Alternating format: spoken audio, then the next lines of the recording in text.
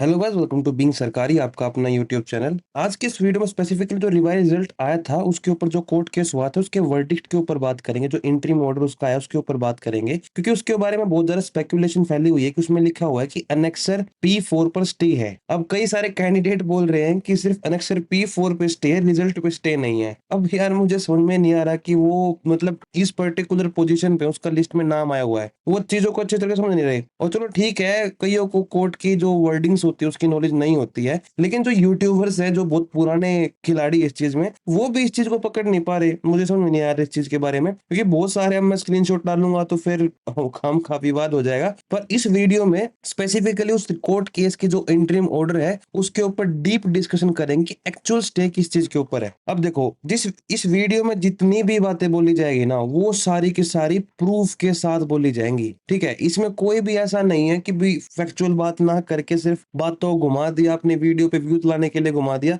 ऐसा कुछ भी नहीं होगा। जो भी चीज बताई जाएगी ना वो फैक्ट के साथ बताई जाएगी। देखो, 14 जून 2025 को आपका ये रिजल्ट आता है। ठीक है, इस रिजल्ट में आपके जो कैटेगरी थी ना, जैसे कि फॉर एग्जांपल किसी पर्टिकुलर रोल नंबर है, इसमें 334 कैटेगरी पे था पहले, लेकिन अब 92 कैटेगरी पे आ गया। इस रिजल्ट में ये सब मेंशन था। इसके साथ में इसमें बहुत सारे अनेक्सर दे रखे थे। अनेक्सर क्या होता है? फॉर एग्जांपल किसी भी रिजल्ट में, किसी भी पीडीएफ में अनोट करने के लिए, मतलब अगर मान लो फॉर एग्जांपल आपको अच्छे तरीके से समझाने के लिए पेजेस के नाम सेट कर दिए जाते हैं। ठीक है, जैसे मान लो कि 1 to 20 जो पेज नंबर है ना, अब इसको 1 to 20 ना रखे अनेक्सर रख दिया जाता है। ऐसे 21 से लेके 40 तक अनेक्सर बी रख दिया जाता है। ठीक है, इस तरीके से रख दिए जाते हैं। अब इस रिजल्ट में अनेक्सर ए नाम की भी चीज थी, बी नाम की भी चीज थी, सी नाम की भी चीज थी। इसमें डिटेल जो उसमें दे रखा है। अब कई सारे कैंडिडेट बोल रहे हैं कि अनेक्सर P4 का मतलब पॉइंट नंबर 4 है। अब पॉइंट नंबर 4 में देखो, इस पे स्टे लगने का क्या है ऐसा? ठीक है, इस वीडियो में जितनी भी चीजें बताऊंगा ना, मैं प्रूफ के साथ बताऊंगा, आपको यकीन हो जाएगा कि P4 एक्चुअली में है क्या चीज। अब देखो, इसमें मैंने आपको बता देना कि इसमें A B C था। A B C एक्चुअली में क्या है? देखो, ये रहा A, ये है B,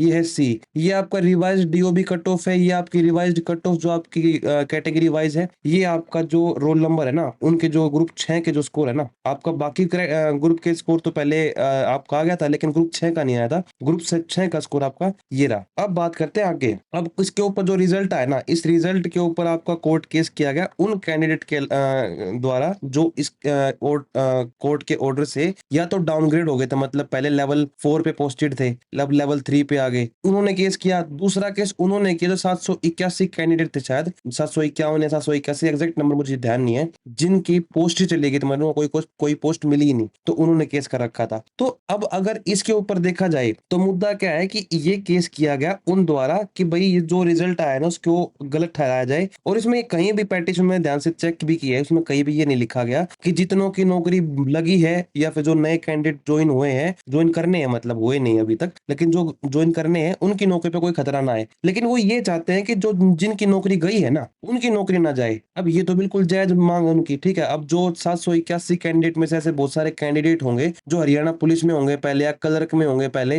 वो छोड़ के इन पोस्ट को अपनी इस पोस्ट पे जो ग्रुप 56 में, 57 में या ग्रुप 6 में, कोई भी कह लो आप, उनमें मिली थी। ठीक है, ये 781 कैंडिडेट है करीब। अब मुद्दा क्या है कि इसमें एक साफ चीज लिखी हुई थी कि with operation of corrigendum dated 14 June 2025 annexure P4 shall remain stayed. इसके ऊपर ज्यादा रोला मचा हुआ है। मुद्दा क्या है कि अनेक्सर P4 का मतलब क्या है? अब कई सारे कैंडिडेट बोल रहे हैं कि रिजल्ट में कोई अनेक्सर P4 होगा, उसके ऊपर स्टे लगा रखा है, लेकिन रिजल्ट में अनेक्सर P4 नाम की कोई भी चीज नहीं है। अब ये जो अभी जो कोर्ट ऑर्डर है ना, इसमें मेन चीज क्या है कि 7 जुलाई 2025 की इसकी डेट रखी गई है। अब इस पे होना क्या है इसके बारे में आगे बता दूंगा मैं, मेरे को जो मेरा ओपिनियन है, बाकी जज साहब डिसाइड करेंगे, बट मेरा जो ओपिनियन है मैं इस वीडियो में आपको जरूर बताऊंगा। अब मैं आपको बताता हूँ, देखो इस जो केस था, इस केस को जो एनेक्सर P4 है, इसको समझने के लिए मुझे पेटिशनिंग कॉपी की जरूरत थी। ठीक है, अब पेटिशनिंग कॉपी कौन दिलाएगा? जो इस केस से लिंक है। तो इस केस से लिंक कौन है? जो हमारे हाथीराम भाई है, जो BCA BCB के जो ओल्ड सर्टिफिकेट का जो केस था वो पहले भी जीत चुके हैं, और उनका खुद का अभी लिस्ट में नाम आया था। अब वो एक्चुअली में डायरेक्टली इस केस से लिंक नहीं है, बट इनडायरेक्टली तो वो इससे लिंक है। तो उन्होंने इस पेटिशन की कॉपी को हमारे पास अवेलेबल करवाया, जिससे हमको ये अरेंजमेंट हुई कि भाई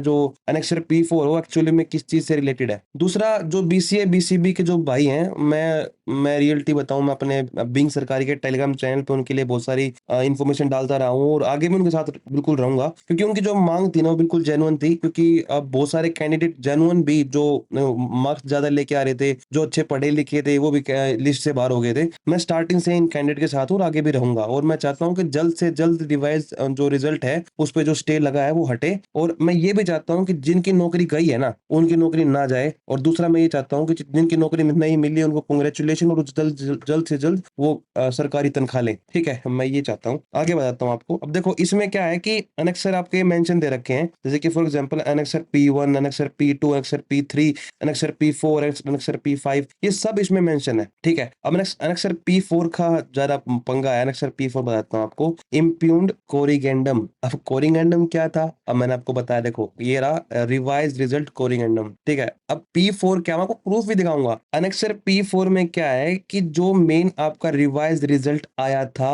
उसी को टोटल एनेक्सर P4 मेंटेन कर रखा है। जो हाथी भाई ने हमको पीडीएफ मेंटेन करवाई है, मतलब अरेंज करवाई है, उसमें क्या है, एनेक्सर जो मैंने आपको बताया था ना रिवाइज्ड रिजल्ट, देखो आप शक्ल देख लो, ये आपका रिवाइज्ड रिजल्ट है। ठीक है? इसी को ही एनेक्सर P4 कंसीडर कर रखा पूरे को मिला के। मतलब जो आपका 245 पेज का, या फिर जितने का भी, तो 245 पेज नंबर है, बट जितने भी पेज का वो आपका रिजल्ट था, उसको एनेक्सर P4 कंसीडर कर रखा है। समझ रहे हो बात को? तो इस करके आपके पूरे रिजल्ट पे स्टे है, ना कि सिर्फ एनेक्सर P4 पे। कई सारे यूट्यूब चैनल बहुत सारे भ्रांतियां फैला रहे हैं। वो क्यों फैला रहे हैं? क्योंकि मतलब व्यूज बढ़ते हैं। अब मेरे को यही पता है, देखो इस चीज में अब बहुत सारे नेगेटिव कमेंट भी आएंगे, तो ज्वाइनिंग नहीं करवाने दे रहा, तो ये नहीं करवाने दे रहा। भाई मैं तो सबके साथ हूँ कि सबको ज्वाइनिंग मिलनी चाहिए, लेकिन एक्चुअली में क्या है कि इंसान को एक्चुअली में पता होना चाहिए कि क्या चल रहा है दुनियादारी में। अब ये नहीं होना चाहिए कि भाई कोई इंसान सिर्फ भावनाओं में बह के गलत इन्फॉर्मेशन प्रोवाइड करता रहे, आप उस पर यकीन करता रहे। अब आपको, आप मैच्योर हो, आपको ये पता होना चाहिए कि दुनिया में चल क्या रहा है, क्या क्या अपडेट एक्चुअली में अवेलेबल है, ना कि वो कि जो सिर्फ और सिर्फ लिपापोती करके बता दी जाती है आपको। समझ रहे हो बात को? मैं तो चाहता हूँ कि आपके 7 जुलाई 2025 को ही इसकी लास्ट डेट हो, और इसके बाद ही आपकी ज्वाइनिंग होनी शुरू हो जाए। और जो कैंडिडेट हटे हैं, मतलब इस रिवाइज रिजल्ट से बाहर हुए, जो आपके करीब 781 751 जितने भी हैं, वो सब के सब भी फिक्स हो जाए सरकार की तरफ से। ठीक है? लेकिन अभी होना क्या है वो देखो कोर्ट डिसाइड करेगी, बट मेरा ओपिनियन ये है, पहली बात तो जो आपका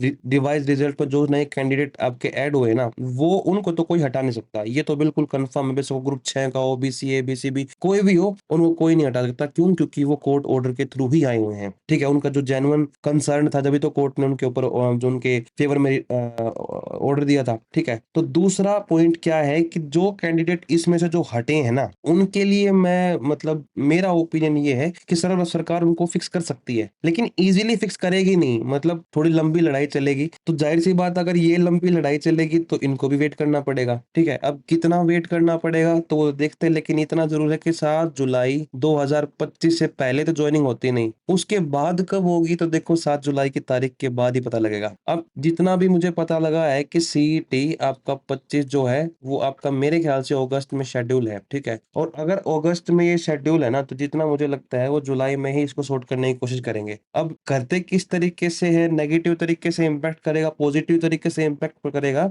वो चीज आगे पता लगेगी। और सारे के सारे जो अपडेट्स है वो आपको टेलीग्राम चैनल पे और अपने यूट्यूब चैनल पे डालता रहूंगा। बाकी टेलीग्राम चैनल अगर आपने ज्वाइन नहीं किया है, तो अपने जो डिस्क्रिप्शन है उसमें मैंने लिंक दे दिया, वहां से इसको ज्वाइन कर सकते हैं। और अगर ये वीडियो आपको इन्फॉर्मेशनल लगी, क्योंकि बहुत सारे ऐसे कैंडिडेट हैं जिनके मन में बहुत सारे वहम थे, वो जो शायद इस वीडियो से दूर हो चुके होंगे। अगर आपके मन में कोई भी पॉइंट हो जो मैंने इस में कैप्चर ना किया हो, तो आप कमेंट सेक्शन में जरूर डाल सकते हो, उसका रिप्लाई मैं जरूर करूंगा। ठीक है? तो आज की वीडियो में इतना ही। और अगर मान लो आपको ये वीडियो अच्छी लगी है तो प्लीज उसको शेयर कर दिया करो, ताकि लोग जागरूक हो कि एक्चुअली में ऑथेंटिक अपडेट क्या होती है। ठीक है? तो आज की वीडियो में इतना ही। थैंक्स फॉर वॉचिंग बिंग सरकारी।